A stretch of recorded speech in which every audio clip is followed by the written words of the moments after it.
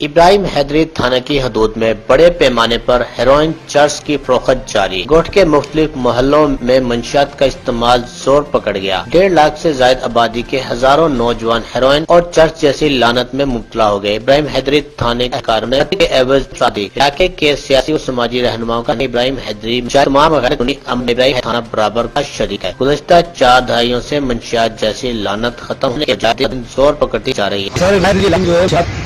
چرس اور ہیروئن جو ہے سر عام دی جا رہی ہے، جس وجہ سے چھوٹے اسٹوڈنٹ تک جو ہے اس چیز میں ملوث ہو رہے ہیں اور پولیس بھی نہیں کر رہی، پولیس خود ملی ہوئی ہے۔ اس لیے جو ہے ہمارے معاشرے کو، ہمارے چھوٹے سے گوٹ کو تباہ کر رہے ہیں۔ اس لیے ہماری گورنمنٹ سے ریکویسٹ ہے کہ خدا کے لیے جو ہے یہ منشیات پہ روک تھام کی جائے تاکہ ہمارے بچے جو ہے اپنی مستقبل کو پہنچیں۔ ابراہیم حیدری میں منشیات ہیروئن سرے عام نکلا ہے۔